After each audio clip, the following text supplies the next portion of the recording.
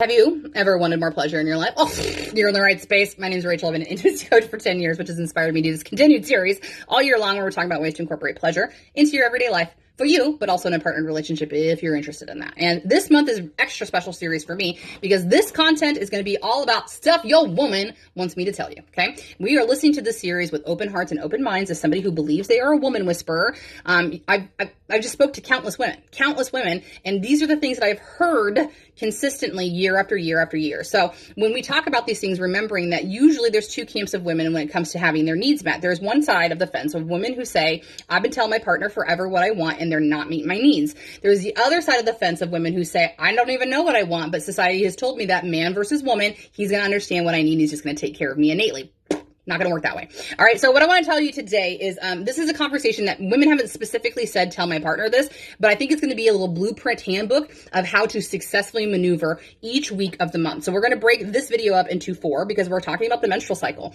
Okay. I don't need to give you the details. I should, because most of you don't really understand or know what the menstrual cycle is fully or how it works. And the fact that it impacts every single body, majority of bodies with vulvas at some point in their life, you should probably be keen to it. Okay. My husband knows my cycle so well that when I wake up on the morning of my period, there is ibuprofen on my bedstand.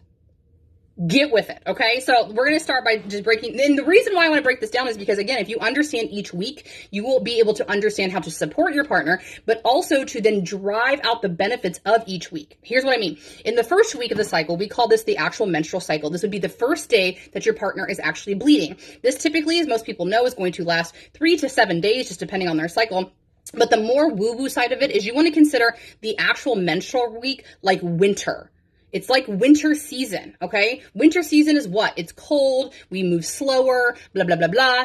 Your partner should be too. When she is bleeding, you should be giving her care. You should be giving her rest. You should be encouraging her not to do very much at all. Her body is literally shedding part of itself, and there's blood clotting coming out of her body. She should be able to rest. She should be able to take a bath. She should be able to take a nap. She should be able to eat whatever the fuck she wants, but hopefully it's nutrient-rich food because it's going to help her.